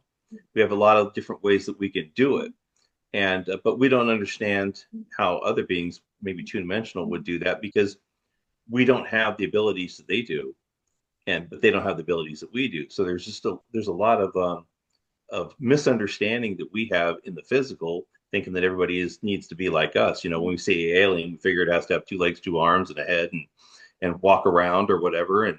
And a lot of them are just not like that. Okay. Have you ever encountered ETs that you hear about in like the New Age community or um You mean anywhere? like the Anunnaki and stuff like that, Devin? Is that what you're Yeah, like the referencing? Greys, anything like that? No, no, I haven't. No. When I was a kid, I used to have dreams of abduction, but I never got to see anything. They Yeah. always had a power that enable it disabled my vision and my ability to fight back and everything, even in that state. So, I'm in a non-physical state, and they had the ability to stop my vision, stop my ability to scream, stop my ability to move my arms and legs. So, and I did think it would probably had to do something with those beings, but I've never got to see any of them. I've gotten to see the results of what some of them do, but I don't know if it's them. The only being that I have seen, physically seen, that would correlate with anything anybody's ever said, and this was just a few years ago, I saw a reptilian being, and it was in person. It was one of the dark ones, but when they show you their when they show you themselves, it's just dark. But after the dream state exposure, I was taken through a portal to a place that showed me on, like, it wasn't a computer screen. It looked like an animation that was shown to me that was midair inside of an area, and it was a reptilian. So it was basically showing me that's what that creature looked like, but they can make themselves look anything like they want in the non-physical. And so that's the only time I've ever seen anything reptilian or anything that would be considered an ET that anybody else has talked about. And that was just one time. Yeah. Okay. And then I had another question about the hunting. When you use the tentacles uh, on these, entities, beings, are you completely siphoning all of their energy to where they completely like cease to exist? Like do they disappear in what you're visualizing or Some will. I When I first started, I would just take some energy from them and I let them go. At this point now, I just take it until either they disappear. Hmm. Usually they just disappear or they get away. But usually once their energy gets so low, they don't really seem to fight it off. I mean, I just take it, and it's almost like a reaction now. Anytime I see them, it's just an immediate reaction, and that's what I do. And it's just because I figure if you just take some of the energy, then they're just back and to take more. Whether or not they actually cease to exist, I can't tell you that, but I do take anything that I can get from them. Just like if, in my instance, if the tables were turned, they would take anything that they could from me. So, Yeah. Yeah. Mhm. Mm. but yeah, when you get in the situation, you've been doing it for a while, you just see it more as a duty to go through the process and do it, and and you really don't want to take a chance of if you're like attacking something and then you just you know you never if you're gonna hunt something, you're not going to injure it. You don't want to injure something. You just take all from it and you move on, and that's just the way that I look at it. So I'm not going to leave something injured and jumping around. So Yeah. Uh, I have some questions about portals now. Okay. My first one is it's from our friend Jackie, who was going to join us tonight, but she had some things to do. And she wanted to know, do you believe that the portals you create that they can go back to the real or other realities? A portal is a connection between one or more places. Hmm. What happens is, like here, between here and the astral and everything, everything's layered. Everything's right here, right now. There is no time and space. You just see that in the physical. So what a portal does is it opens up. So I tell people we're like a radio station. So like we're 99.1 and there's 99.2, there's 99.0, and they're all here at the same time. You just have to be able to tune into them. So what a portal does, it allows us to connect with another person, another location, however it is, but everything is right here, right now. So it has the ability to tune into more than one station at a time and connect them. So what happens is with the portals, you can either it be a communication where you can see each other, but you can't cross over and you can communicate. It's like being there. It's not like looking through a portal. You're actually physically there. And then there's also ones that you can travel through, and they can just be you can use for a couple other things. But that's what it is. A portal can, I think, it can make connections to an infinite number of places simultaneously. Okay. And do you think you've ever seen the portal to uh, what's beyond Earth and the astral and all of that? Oh yeah, yeah. The ones that I was seeing originally when it first came, uh, they started showing me places that I'd obviously never seen, places that wouldn't be Earth. I got to see some two-dimensional worlds. I got to see. Then the portals started evolving. I didn't know how this was at first. I would see all these places. Then eventually, I was like going into this living room. It looked like an old person's living room because it had a bunch of old wrought iron stuff and old couches and stuff. I'm like, why do I keep going back to this? What's the deal with this living room, you know? And then one time I got there and then I'm looking at it as if my head is turned all the way to the side. And I'm like, what is that? What, how come I can only see it from this 90-degree view? I was looking through the eyes of an old person that was sitting in the room. That's what it was. I Oh, was seeing wow. through their eyes. It took me about 4 or 5 times before I figured it out. And then I would end up, I was, I think it was back east, but I was looking through the eyes of somebody whose head was on their countertop and it was facing the window behind their sink. And there was a flashlight moving around the room. And I think the person was deceased because there was a bunch of things knocked over on the counter. Oh, wow. Yeah. And then another one was where there was I think it was a lady that was standing in a crowd in a big city, and she was looking, and there was somebody driving down the road that was popular or something, and I was seeing through her eyes as the crowd, you know. And the reason why I came to the conclusion of it was showing me what we have the ability to do, but also if you're in a crowd, if a portal were to open in the crowd, everybody would be able to see it. Because what I was even told when I connected with another dimension, this guy at the end of it, the portal, had told me, he goes, "What you can see on our end, we can see on your end. So they can see me just as clearly as I can see them. So from what I guess, they can see the whole room. So when I'm sitting there and the portal opens, they can see my whole room and I can see everything around them. So if that opened up in a crowd, then everybody would be able to see it. We kind of give it away. So if I was focusing through somebody else's eyes, then I would be able to, then nobody would know I was doing it.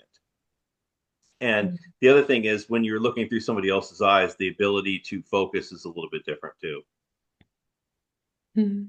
So we have the ability to do things that are far beyond our understanding, our conception. When somebody says, "Oh yeah, you can remote view and stuff like that," this takes remote viewing into a uh, completely different level because if you're seeing through somebody else's eyes, it's far beyond what most people could even conceive. And and I think that's just scratching the surface when it comes down to it. Well, where do you think the consciousness of the individual that you were looking through was at? Um, I mean, I if know the I'm one just person was deceased, but I mean the old man Yeah, and the woman. the only thing I can say is that I would have to say that I would have to be. it would almost have to be utilizing it in conjunction with, you Maybe you know, were an NPC yeah, their saying, huh? consciousness is still there. It's just that I'm utilizing the portal's opening right behind. I don't know. I don't know how that would physically work, but they were still moving.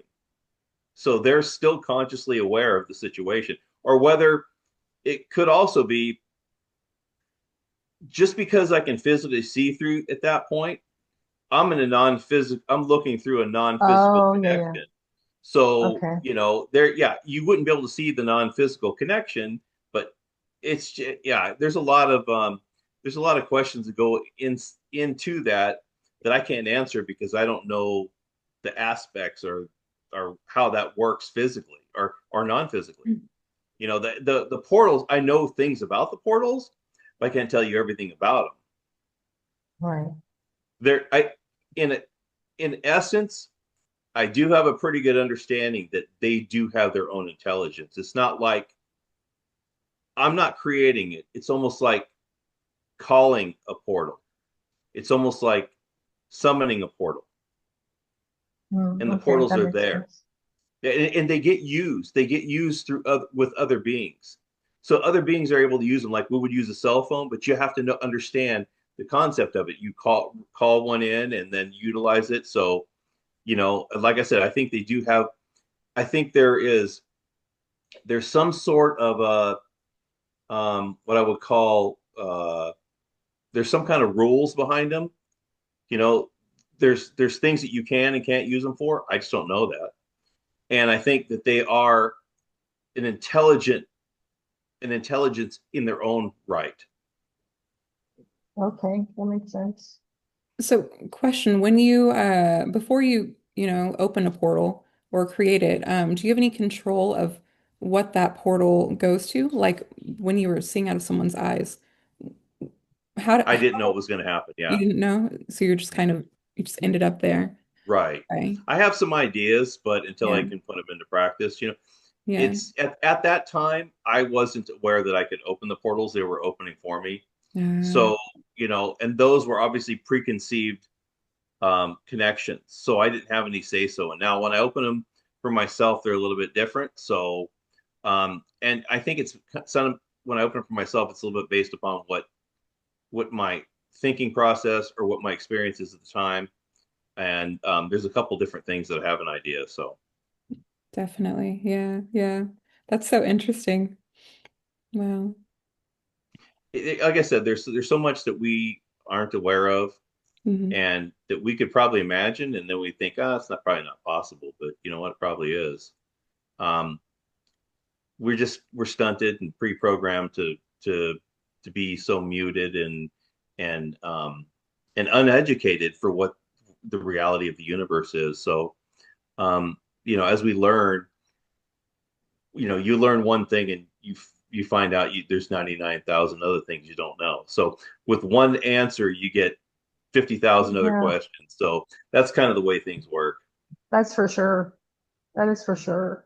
Yeah. Did you ask her both of her questions, Devin? I know she had two. Her other one was he's talked about it, I feel like, but it was suggestions for those struggling with lucid dreaming. Do you have any other tips or suggestions for people other than what you've mentioned? Can we take a quick pit stop real quick? Sure, of A course. second. Sure, yeah. Okay. So I do have a couple more questions. I was like just writing down as you're talking. But I hear and I know it's because people are traveling the astral realm. I'm curious if you've ever seen astral cities or inner earth or been anywhere where you've been like ushered away. Some of the stories that we hear about when people are astral traveling. I don't do a lot of travel in the astral. I want to make Yeah. that clear first.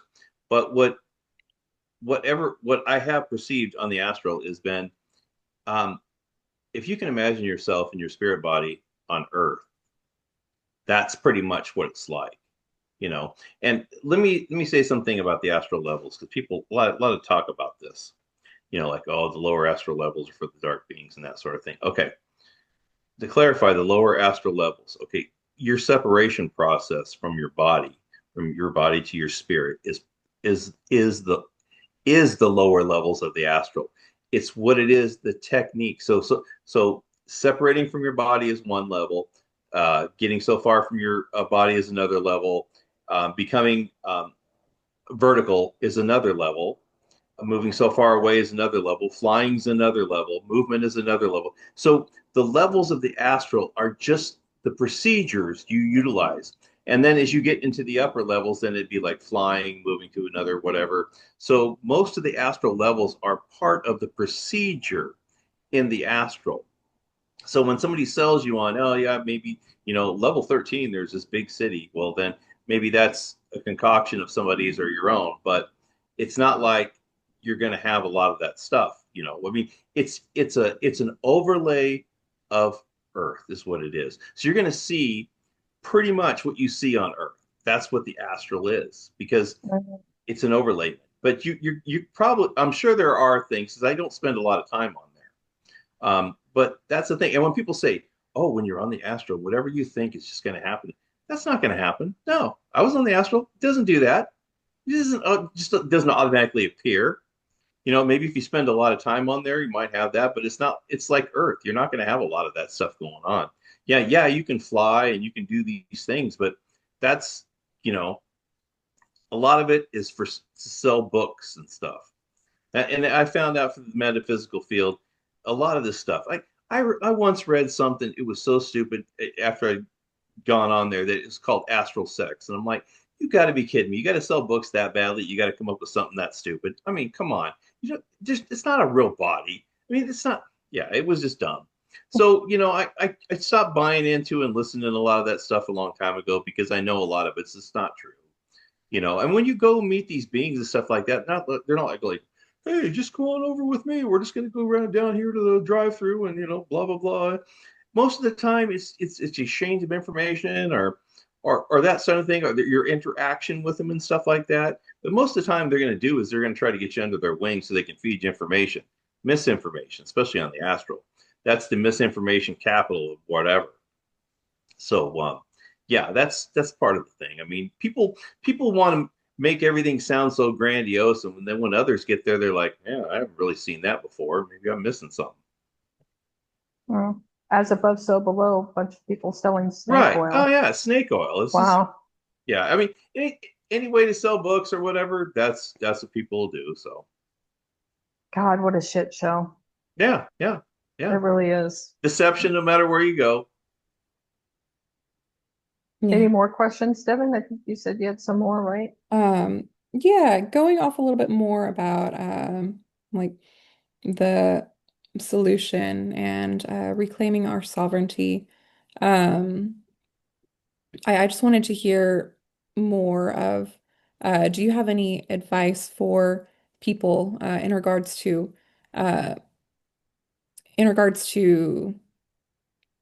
just life in general and managing the rest of our lives here, other than what you've mentioned before, uh, with everything or yeah. Just come to the realization that you aren't what you see in the mirror, your body. This is not you. This is just um, it's like when you buy a vehicle, you buy a nice, shiny, brand new vehicle, and you think, oh yeah, this is great. I'm driving it like that. But you realize that you're the driver. You're not the vehicle, you're the driver. So you're going to get out of that vehicle, and the vehicle doesn't do anything without you. Somebody has to be in there to be the driver in order for the vehicle to work. That's the body. So you're the driver inside this thing. Don't let this fool you. This is not you. You have much more potential than what this has. And once you start to look inward, then you start to realize what there is available and that you are so much more than this. You know, this is not your independence. This is dependency. You got to eat, you got to drink, you got to take medicine, you got to pay insurance, you got to pay for electricity, you got to have clothing, you have to have a place to live. It's so needy. Physical life is a needy mess. You got to have love. You got to have this. It's a needy mess because when you're out of the body, or not, I'm not just saying astral, I'm saying when you make a connection into an altered state, what is there is you. You're there in the present. You don't have chatter in your mind. You don't have worries. You're not fearful. You're not, there's there's none of this, and there's no time, there's no space. There's only you in the present and your experience and you being there. There is none of this physical junk.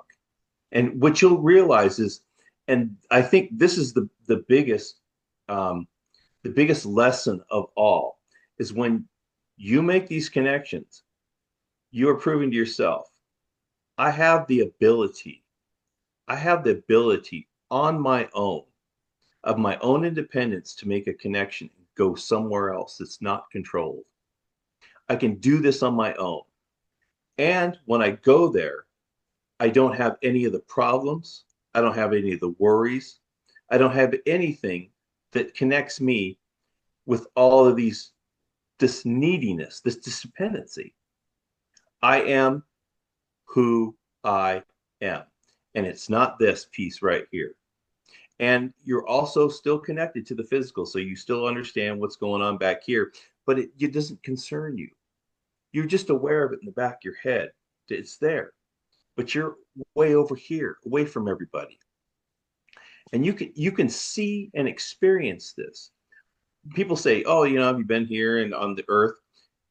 All the beautiful places I've seen, um, they just don't compare to what you'll see outside of this, or inside, what I should say. Um, so it's a completely different life. I can't even begin to experience it after decades.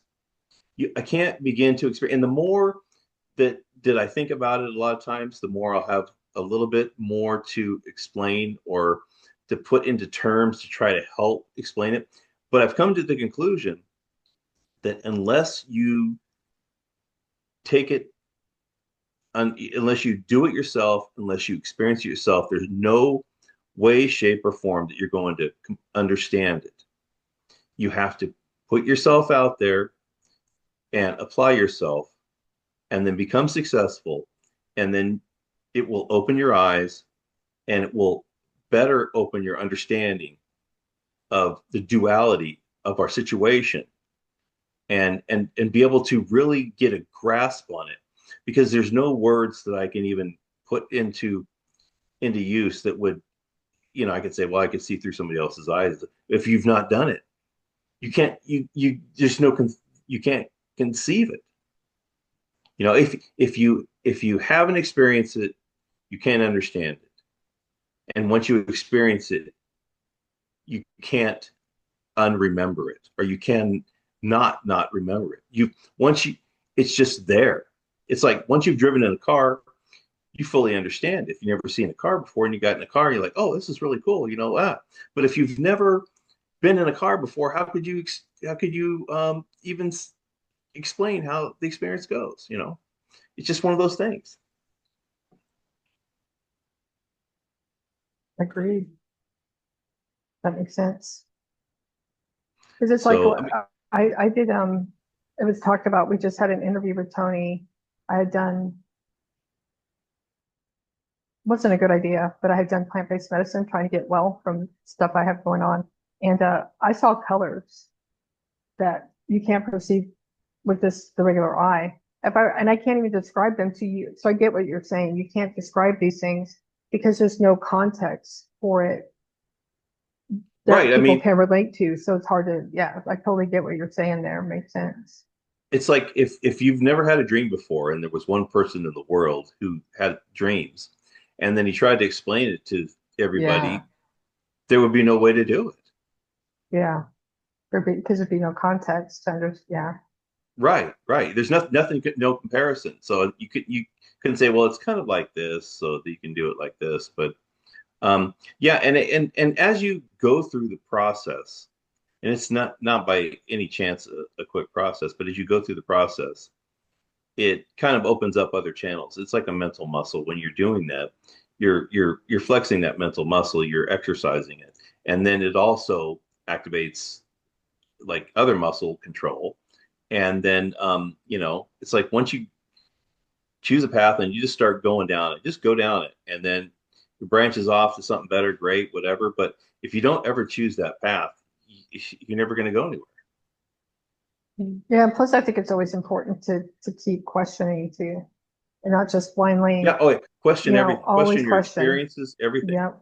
Yeah. Question everything. Question yourself. Question everybody.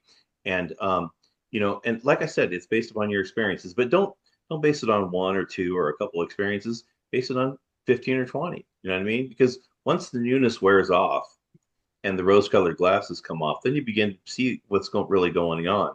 And sometimes you have to dig deep in order to get the truth. So, I mean, it's good at least if you're making progress and you get to a certain point, you go, oh, there's my foundation right here. I'm going to believe that.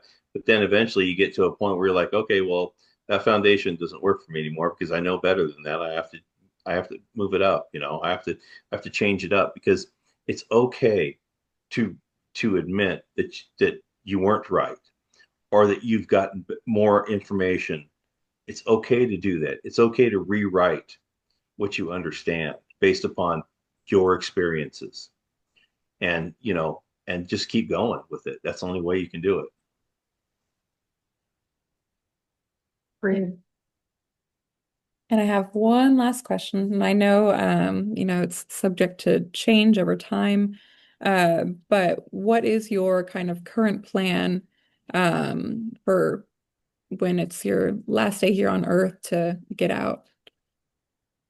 Or is Oh, that, if I knew it was my last day, yeah. um, uh, I don't know. I mean, there's nothing here that I would say that I would do any different than what I have. I mean, I'm kind of practicing what I preach and going through the motions, but I mean, I don't really have a Hail Mary planned. I mean, yeah, I could utilize a portal, but that doesn't always mean that it's going to get out. That's why I'm doing my best to weaken the system and get to that point. I mean, if this is my last day, I would just say, okay, well, when it comes on, I'm going to do my best to fight the manipulation and the illusion to get through, and hopefully I can get to that point. But I can't guarantee that. Yeah. There's nothing I can guarantee. There's the only thing I can do is do my best. So that's why I'm doing it now rather than waiting until the end. So And I think that's important for us all to do. Mhm. I think it's a small percentage of us that have this viewpoint. Just by like even people have been doing this for years and looking at their channel numbers compared to, I don't know, Deepak Chopra's numbers, right? It's a very right, small percentage of us that are actually like, hey, wait a minute, there's something very much like the neos of the world. Like there's something wrong with the world, and everybody else is kind of buying into whatever it is, whether it's in New Age. Uh, so I think that's a key point. It's to keep. well, Um, they've got a lot of money behind them, and they've got the advertisement companies and it's like I tell people when somebody comes on the scene and they start out with a bunch of great AI content and they're getting on all the new show, the really top shows, that tells you something. I mean, they've got mhm. people that they put in, they plug right into the system, and they're going to be in the PR companies work on it and say, this is what people want. This is where their level of satisfaction is. Don't go beyond this. But here you'll stay right there and you'll do real good. And we're going to keep plugging you and giving you the best sponsors. There's a lot of that going on out there, but you get the grassroots people who are trying to get the truth out. They're always going to be the ones that are going to get the short end of the stick. And that's kind of the way it works. I knew the amount of people probably involved is going to be pretty low. So I just wasn't aware of what level it was going to be. So Yeah. Yeah, we just got to keep getting the word out yeah, as much as that's we all we can can. do. And then even if people, and if they're not ready, it still won't matter. I mean, you can't force people to listen, and I wouldn't want to. They have to be they have to be on board with it, and if they have to, they have to agree with obviously what's going on. And if they're not ready for that, I mean, it might be just a little tiny, nudge or whatever. But I'm just like trying to light a fire under people's asses, so at least they'll start looking within, whether or not they want to listen to me or not. So if they start looking within, it's at least getting them on the pathway. For sure. That's why I'm so grateful for for your channel and for anybody that's out there putting the word out. I mean, we said in our first video that uh, we just hurried up and rushed it out. So it's not the best in the group, but it was almost because we were like, well, we weren't going to get it out now. We weren't going to do it. First of all, Right. putting ourselves out there, and then the subject matter is this. Like I think I said in that first video, it's not easy for people at first to give up their gods, what they believe their whole. It isn't easy to do. It's really tough, but I'm grateful to people like you and Tony Sayers was one of the first people that Devin introduced me to. And then again, watching, it was one of his videos, his interview with you. That's where I got introduced to you. And then, we've had Ola Volney on here and got introduced to her. And so if it wasn't for you guys doing this work, then somebody like me wouldn't be looking where I'm looking. So thank you so much for what you do. Right, but it's also for people like you that helps get other people to acknowledge our work, and then it's just like one hand washes the other type of thing. We help each other out. You need the people that are presenting the information as well as the people who are spotlighting the people who are and questioning the people who are presenting information. Because without people questioning, then they never get real answers. Because you could supply as much information as you want on your channel, but this is from one perspective. You guys add two more perspective to something that I would not have thought of. So you're going to ask questions that I wouldn't have thought of because it's coming from your background and your curiosity. So that helps a lot. I mean, people don't think about it that way, but I do, because I understand that there are a million questions out there that I'm not covering. And the more people you get on board with that, you're going to get more of the questions answered. And then it gives other people the ability to tune into it too. So it's like it's a win-win situation. Anytime somebody asks me to be on their channel, I'm like, yeah, because let's even if I don't agree with them, that's fine with me, because Exactly. Yeah. and that's how it should be, because that's how the exposure happens to people that might not ever listen to you, or or be exposed to your stuff. So I mean, I welcome all that, and I'll debate all day too. But I'm not going to sit and argue with people. I mean, I'm not going to try to convince them of something they don't want to hear. But I will debate with them, because sometimes a healthy debate really works well. So The funny thing I've noticed is, and no matter how much we've said it, I'll see comments on other people's channels. It hasn't happened. It's happened once on ours, where you'll have people will say, we may not agree with every guest. We want, again, think for yourself, right? We'll put right, that out there. We want everybody to have a free agency, and we'll have a guest on, and then somebody will have something. Well, yeah, I've everything about him's off. There's and I don't respect him anymore. And it's like, do we have to tell you as a grown person? Does anybody like you have your channel, Tony has his channel. Does any person have to sit there and babysit you and tell you, take what resonates, throw out the rest? Why do we have to argue? Why does there have to be argument over the right. finer points of things? Have your own thing. And you can even express that. You can say, hey, disagree with that's great. But why do you have to degrade the individual? I don't understand that. Yeah, I don't understand that stuff. I was on the NDE channel about it's a little over a year ago, and so um, they posted it, and within like 2 hours they took the video down. Really? And oh yeah, and then I got an email that said, yeah, I got a lot of real negative flack about your information and stuff like that. I'm like, really? I go, I thought it was about a discussion, not about being right or wrong. And uh, she put it back up about, I don't know, maybe like 8 hours later or something, and he got a bunch of negative comments, which is like, whatever. I really don't care. And I did answer a lot of them, and of course they don't respond. And then I don't know. It's just it was all right. It was a good interview and stuff. It's just that I just didn't understand the whole concept of putting a channel out there, and then if it's something a few people don't like, then why would you put on? You know, I mean, why would you care about what the few people liked or whatever? I don't know. I And guess then just because she probably was worried more about numbers than right, our I did subscribers. And I mean, yeah, we want subscribers because we'd like to get the word out, but that to right, us, I wouldn't do that. Like I wouldn't do that if 50% of our people were upset with this video, we're not going to take it down because they disagree with it. That negates the whole point of having you on in the first place, to bring a right. different And I was perspective. actually on another channel a couple months ago, and he had to put a warning on the beginning, which I thought was really cool because I thought that'll probably bring in more people, and it actually did. That's funny. Yeah. That's funny. So I Yeah. mean, I don't know. It's just it's trying to figure out what people want. I gave up on that a long time ago. I'm going to present the information, the truth that I know it, the experiences I've experienced. And if you like it, great. If not, you can move on. There's nobody forcing you to watch it. So, and a lot of people appreciate the honesty more than they do, the pie in Mm. the sky, eye in the sky type of, like I'm just going to do what you want me to do, and whatever. I don't know. I'm too old for that crap. Yeah, me too. Me too. Yeah. Devin, did you have any other questions?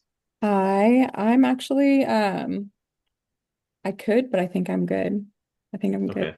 Yeah. And If we But you might want have to, you back on in the future, if you maybe. want, yeah, if you want to, either that or email them to me, it's fine, whatever. And if there's something or if you think about something down the line, just email me, and then I'll answer them or whatever the best of my ability. And if it's a good question that really brings up a lot of points, then I'll make a video of it. And Oh, that's what I cool. do. I try to feed off of uh, my listeners or subscribers. And when they ask a really good question, I have to make a video about it because I know if they're thinking about it, then other people are too. And it's a good point to cover. And that's why where I get some of my information. It's great. I love the input. And for me, it helps me connect better with the people and get to the points of what they really want covered. yeah. That's really awesome. Hmm. That's really great. Yeah. I know I don't have any more questions. Yeah. I really appreciate the ones that you answered for me at the start of it. It's going to really help me, and I'll keep watching. I'll probably, like I said, you'll get a lot of couple, at least 14 views for me a week on your channel because I'm like I like I said, appreciate any well, views is great. those two videos, like I said, so at least 3 to 4 times a week, I'm watching them like twice a day. Those two and two of those videos. So that's 4 times a day, 3 or 4 times a week. So you're getting some, because like I said, I'm trying to learn. This is new stuff to me. So I'm trying to learn it and trying to, That's and I'm why not worried about it. Like if I make a mistake or I'm not doing it, I'll get it. Like, cause that's what you'll say. Like eventually you'll get it. Just keep doing it. So that's what I'm and doing. then you're gonna create your own, like because certain things didn't work for me, I had to go and try other things, and then I might have to tweak something to make it work for me because that we're not toasters, we're not all the Right. same, Right. so we have to find out which works for us, and it might be a variance of what you think works for you, or if you try something else it just doesn't work at all, so you're going to have to tweak things to make them work for you the way that you want them. So don't be if you get an idea of something that pops into your head, don't be afraid to try it because that's kind of you telling yourself, try looking over here. Always listen to yourself. If you got a little idea, put it into use. Even if it sounds stupid, put it into use and try it because that's how I come up with a lot of things myself to try, and then they work. And then I'm like, okay, I need to really listen to that voice because that's really helping me out. So that's what guides me a lot of times. It's just the little things that pop into there. Goes, I never thought about that. And I used to think, well, I'll put it in the back seat because it's kind of a dumb idea, but it's not. It's Well, only a dumb idea because I haven't tried it. right. I'm only So smiling because I literally questioned myself and I was like, what am I doing seeing myself walking around on Saturn?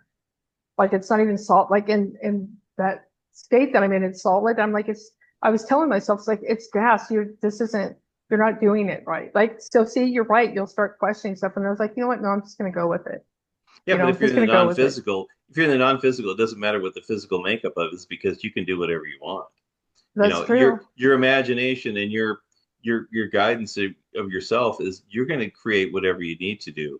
And that's the freedom of being in that non-physical spaces. You are in complete control, and you can, you might think the only thing that's going to be holding you back is your preconceived notions of what the physical are. Exactly. But once you get past that and you're like, no, I'm doing whatever I want, and that's what I'm doing. Yeah, that makes total sense. That makes total sense. And so it's mainly your channel, right? I don't think I found, I was looking for you when I typed in your name on Google, it just presented the YouTube channel. Do you have a website as well? No, it's Or is just it just, I just run everything through I've got a Facebook channel, I mean station, Facebook page and stuff, but I really don't update that much. It's just the My Dark Explorations on YouTube is pretty much where everything's at. I just try to keep it centralized on that. That's the easy way. I've got it on Rumble too, but I don't update the videos as much as I used to on Rumble. great. And that's where everybody can find you. And I know people can join. You have a membership option. Is that for to Right. actually work with people, or is it just to I provide more do, I do, I content? do actually post more content for that, and then I try to do more live on there so people can connect with and stuff like that. I think it's more right now. It's probably the more dedicated members of it. I know a lot of the people are doing the practice and the solution and stuff like that are really trying to become diligent in it, and so if they need something, I answer everybody. What I answer comments on every video, so it's not no different. But if they need to get a hold of me, just like anybody else, I can do it. But I know it works out better for some people because they like to get the videos first, or some of the content that I'm just putting about more about the connection process or something. So I tried it out to see if it would work, and it seems to be working pretty good. So but I still make content for everything. So it's not like you're going to get only specific, but it does help out some people. So I'm like, okay, we'll just do it that way. Great. Well, again, anybody, I highly recommend. I've seen both of the plan and the solution. And I watch those frequently. He's got amazing content on there, as with all of the other people that we've had on, in terms of trying to get out of the system. But he's got some great ideas. I highly recommend everybody go check it out. We'll also put a link with your video, your Zoom, I'm sorry, Zoom, your YouTube, um, Okay. a link to that on the description page and stuff. And was there anything else you wanted to finish up with?